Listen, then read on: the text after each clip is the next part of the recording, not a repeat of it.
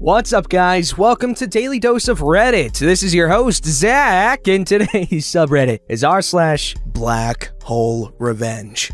Here are some stories, first one being, "You want to mug me? Enjoy the wheelchair and permanent brain damage." This was dug up by me on Removed It as the original was deleted, so this isn't my story, so yeah, don't blame me if this is fecked up, so anyways, here's the story. Okay, to preface this entire messed up story, this all took place 30 years ago. My memory is not that great, and I might get some things wrong. Also, I go into some graphic details. You have been warned. In 1989, I was a 19-year-old kid living in New York City. I was working as a delivery guy at a dingy hole-in-the-wall pizza place in Hell's Kitchen that's long since gone out of business, and living paycheck to paycheck. I had moved to New York looking for work after my uncle's construction company went under, and had found a tiny crap hole of an apartment, which was the only thing I could afford on the salary I got from the pizza place. The only reasons I took the job was I needed money and it was extremely close to my apartment, only a short walk down a back alley. Hint, hint, the alley is important. I want you all to keep in mind while reading this, the New York of 30 years ago was not the touristy New York of today. Murders were a lot more common.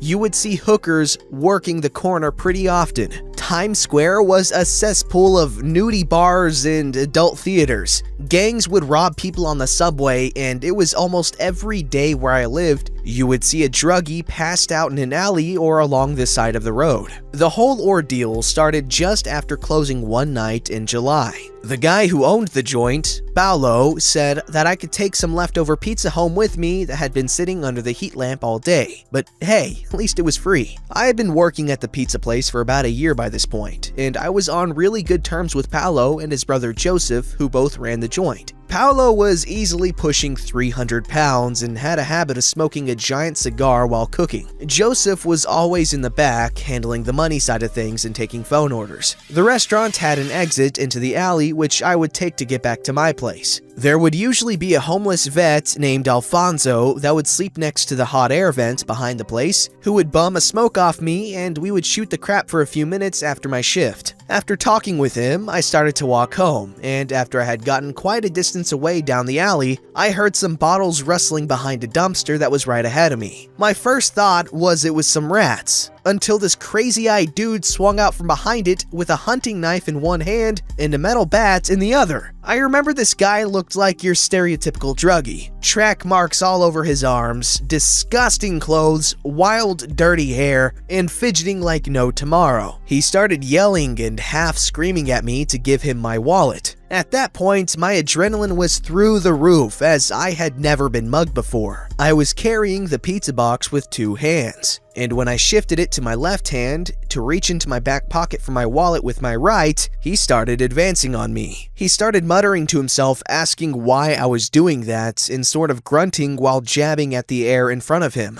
At this point, I know this guy is high off his ass on something or a definite head case. He was really close to me by this point, and before I could take my wallet out, he loaded up his right arm and slashed me across the face with a hunting knife just below my left eye. At first, it didn't really hit me, and I was stunned for a second. It was at that point I started thinking, this is it. I'm gonna die in a freaking alley over the $4 I have in my wallet. That's when I decided to start fighting. If I was going down, I was doing it swinging. I threw the pizza box in his face, which made him step back a little bit, and using both hands, I grabbed the bat out of his left hand that he was still holding. I flipped it around and aimed for the outside of his left knee, which is the one closest to me. It connected, and I heard a snap when it buckled inwards. This brought him to one knee, but he started to get back up again like he couldn't even feel it. I swung as hard as I could and hit the left side of his temple, which made a crunch sound before he crumpled to the concrete. I remember being so incredibly scared, absolutely terrified. I don't remember much after this. Years after this happened, when I went to see a psychiatrist for other reasons, and this was brought up,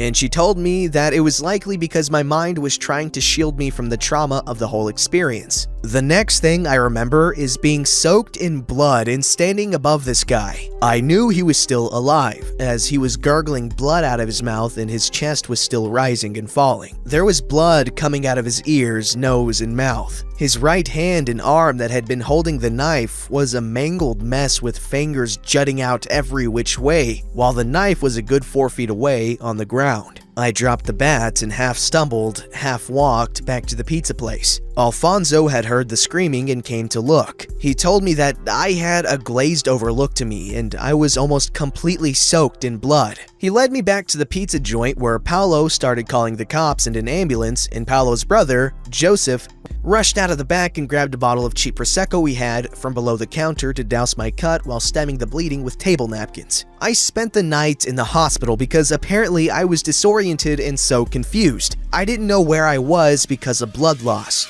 The next day, I was doing better, and there were 2 cops that came to take my statement. After I had told my side of the story, the older looking of the 2 cops said that after 10 years on the job, that guy took the worst beating he'd seen anyone take and survive. The younger looking one started telling me what I had done to the guy, which included severed knee ligaments, broken and dislocated fingers, broken ribs which had punctured a lung, a broken femur, multiple crushed and pulverized bones, a severed spinal cord with a couple broken vertebrae, a burst eardrum, multiple teeth knocked out, completely fractured jaw, a broken nose, a burst eye, a destroyed eye socket, and a completely destroyed cheekbone. He also told me that I had hit his skull so hard, there was spinal fluid leaking out of his ears. They said that they had spoken to Alfonso, Paolo, and Joseph, and they corroborated my story that the back was the junkies and I had most likely acted in self-defense. Although I had no answer to their question of why didn't I stop after he went down besides, I don't know, and I don't remember. After a couple of days, I was discharged, and after just a little while, I was back to working at the pizza place. Although I now had a massive scar running down the side of my face, and Paolo jokingly called me Scarface all the time. Even now, I jokingly say to my wife before sexy time, "Say hello to my little friend," which we still giggle maniacally about together. I was also super jumpy right after the fact whenever I heard bottles clanging together, which unfortunately happened a lot because Joseph used to take the empty Coke bottles to the recycling plant at the end of every week. What made me tell this story here is that recently I thought about how much of the junkie's blood might have gotten in my mouth or in the slash across my face. At the time it happened, the whole HIV/AIDS panic was in full swing,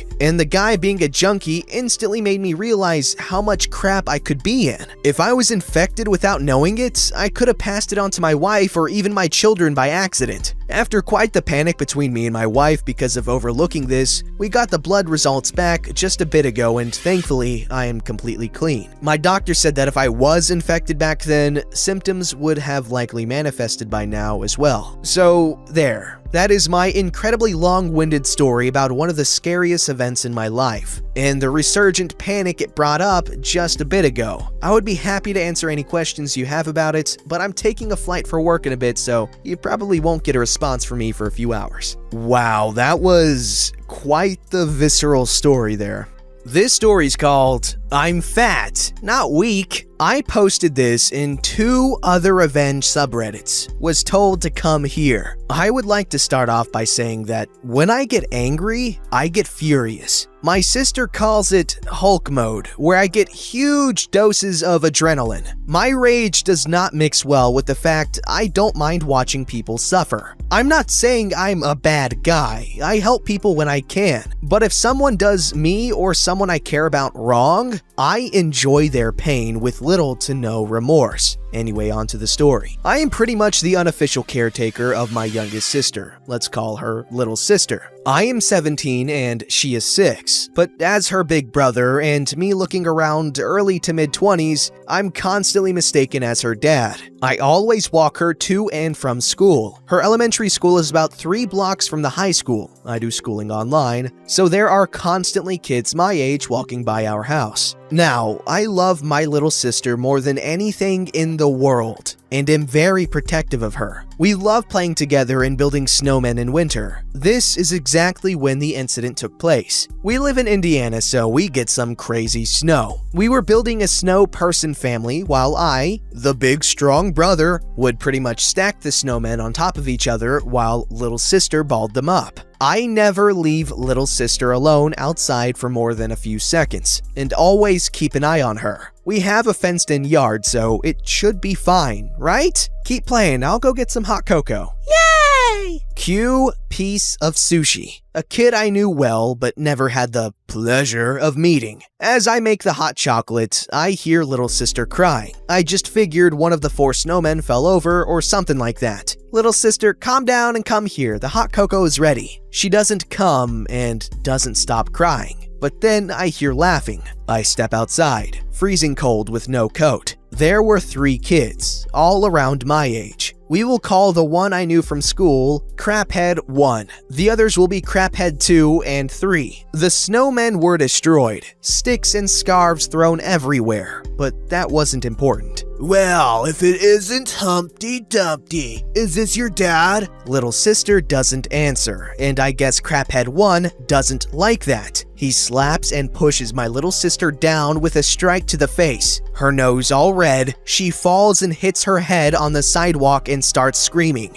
blood coming from the back of her head. At first, my heart stopped. My first thought and biggest fear was brain damage. I rushed over to little sister and tried to pick her up and take her inside and call an ambulance. Crapheads 1, 2, and 3 had walked up behind me without me noticing. I was too distracted. As I started to lift her, Craphead 2 grabbed my arms, causing me to drop little sister, luckily into the soft snow this time. Let go of me, you mother lover! She's hurt! As Craphead 2 held me, Craphead 3 picked up a pile of snow and just piled it on my little sister's face. By now, little sister wasn't screaming. It was a weak whimper, and I was so scared she was going to die. Black. Most people say they see red or time slows, but not me. I knew exactly what I was doing, but it was like I was watching it on TV. I bit Craphead 2 on the thumb, drawing blood. He yells as he lets go and jumps back. I lunge forward. Now, I'm fat. I'm 6 foot on the dot and about 330 pounds. But I also have been playing football my whole life and knew how to use my size. I slam into Craphead 3 as hard as I could, taking him to the ground. I was on top of him and bringing the hammer down.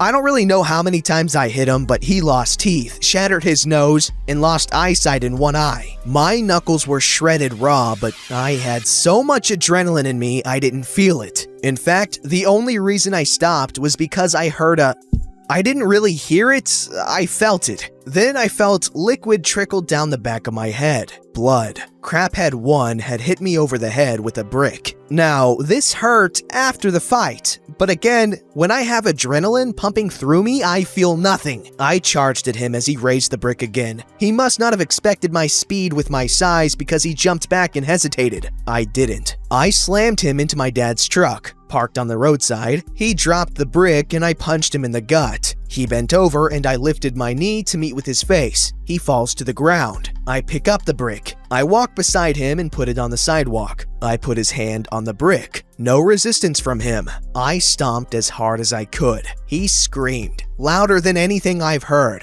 I do the same with his other hand. Craphead 2, after seeing his buddies pummeled, ran. Turns out he called the cops and said I killed his friends. I walked over to little sister, who was breathing, but it was weak. I called an ambulance, but the only thing I muttered was, "She's hurt," and our address. When I hung up, I passed out. I woke up handcuffed to a hospital bed, not knowing what happened. Apparently, I broke multiple bones in my hands and needed stitches on the back of my head. My little sister was fine. She had just lost a lot of blood. Crapheads 1, 2, and 3, not so lucky. The only thing I did to Craphead 2 was bite his thumb. I guess I didn't know that I almost bit his thumb off. Craphead 1 had serious hand injuries, needing multiple surgeries on each hand. I later found out that he lost 3 fingers and can't use his right hand. But Craphead 3 got the worst of it. He lost his sense of smell, lost eyesight in one eye, bit a hole in his tongue, fractured his jaw, lost multiple teeth, fractured his skull, and had major swelling on the brain, in which he barely survived by the skin of his teeth, or at least the ones he has left.